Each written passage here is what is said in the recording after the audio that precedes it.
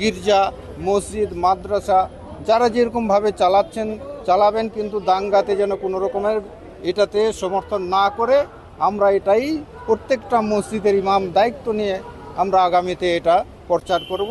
ইনশাআল্লাহ তাআলা যেন শান্তি শৃঙ্খলা আমার দেশ থাকে। আমরা হিন্দু, মুসলিম, শিখ, ইসাই আমরা সকলেই ভাই ভাই।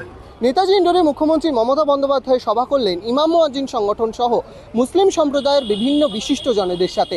এছাড়াও সর্বধর্মের মানুষকে নিয়ে আজ মঞ্চে উপস্থিত ছিলেন মুখ্যমন্ত্রী মমতা বন্দ্যোপাধ্যায়। সবাইকে একসাথে পথ চলার বার্তা দিলেন মমতা বন্দ্যোপাধ্যায়। প্লিজ শান্তির বার্তা দিন সবাইকে। শান্তি থাকলে সব হবে, আর শান্তি না থাকলে আপনি কিন্তু নিজের পায়ে কুড়ুল মেরে বিজেপিকে সাহায্য করে দেবেন। এটা করতে দেবেন না। যারা দাঙ্গা করেছে আমি একজনকেও ছাড়ব না। রাজ্য জুড়ে যে অশান্তি সৃষ্টি হয়েছিল তা কি সত্যিই থামবে? কি বলছেন মুসলিম সম্প্রদায়ের মানুষেরা, শুনবো। তো আমাদের যে ওয়াকাফের যে আইনটা হয়েছে, আমরা মানি বা না মানি, এটা আইনে হয়েছে। তো সেই ক্ষেত্রে এই আইনটাকে বাতিল করার জন্য আমরা যতদিন আন্দোলন করা দরকার, যেখানে যাওয়ার দরকার আমরা যাব। কিন্তু কিছু ছেলেপিলে বিভ্রান্ত সৃষ্টি করে সেই আন্দোলনটাকে থামিয়ে দিতে চাইছে। সেই ক্ষেত্রে আমরা বাংলার মাননীয় মুখ্যমন্ত্রীকে আমরা আবেদন জানিয়েছিলাম যে সরকারের ভূমিকা কি। তো সেই ক্ষেত্রে মুখ্যমন্ত্রী পরিষ্কার বললেন যে আপনারা দিল্লি, যেহেতু কেন্দ্র সরকার এটাকে লাগু করেছে, আপনারা দিল্লিতে আন্দোলন করবেন, যেখানে আন্দোলন করবেন আমরা আপনাদের সাথে আছি। প্রয়োজন হলে আমার যে এমপিও কলকাতা আপনার দিল্লিতে আপনাদের সঙ্গে থাকবে। একটা যে কোনো মানুষ মৃত্যু মানে একটা খারাপ লাগে, এটা একটা সংবেদনা, আমরা একটা দুঃখ প্রকাশ করছি। কিন্তু বাংলার মাননীয় মুখ্যমন্ত্রী তাদেরকে 10 লাখ টাকা করে 3টে পরিবার 3 জন ব্যক্তি মারা গেছে। তো সেই ক্ষেত্রে তাদেরকে 10 লাখ টাকাও দিয়েছে। টাকাটা আমাদের কাছে বড় না, আমরা চাইছি বাংলার মুখ্যমন্ত্রী তার পরিবারের পাশে দাঁড়িয়েছে। কে কোন পার্টি করে সেটা বড় কথা নয়, কিন্তু আমরা চাইছি যে শ্রী অমিত শাহজি যার কথা বলল যে বিএসএফ, শুধু বিএসএফ আপনাদেরকে বলি 16 জন বিএসএফের গুলিতে আক্রান্ত হয়েছে, প্রায় 20 জনের অধিক। তাদের 16 জন এখনও কলকাতা বা বহরমপুরে মেডিকেলে ভর্তি আছে। আনুমানিক মূল্য যে প্রত্যেকটা পরিবারকে আমরা চাইবো যে 5 লাখ টাকা করে দিলে আরও আপনার পরিবার যারা ক্ষতিগ্রস্ত হয়েছে তারা, আমার মনে হয় সেটাকে তারা সঠিকভাবে দাঁড়াতে পারবে।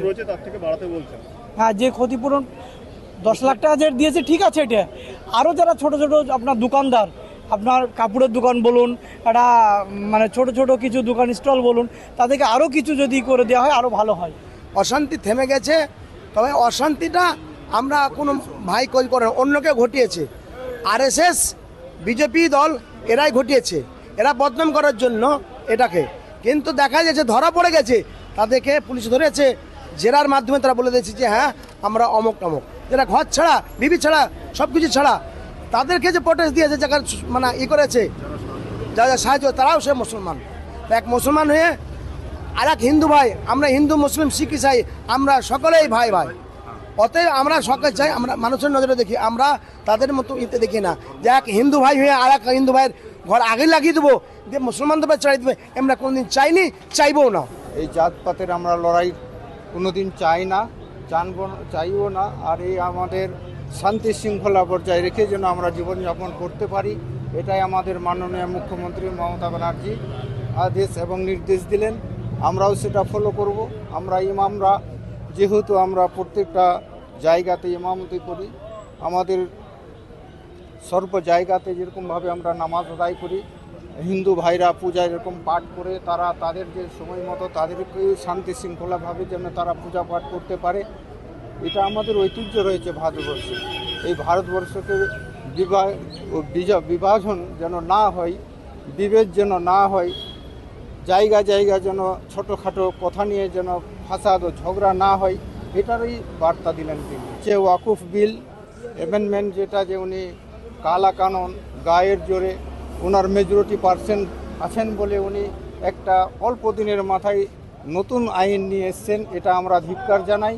এটা কোনো ধর্মেরই কারোই এটা যুক্তিযুক্ত নয়, শুধু মুসলিমদেরও নয়, হিন্দু ভাইদেরও ট্রাস্ট আছে এবং অন্যান্য ধর্মেরও যে সমস্ত আছে তারা তাদের মতো ব্যবহার করবে, আমরা আমাদের মতো ব্যবহার করব।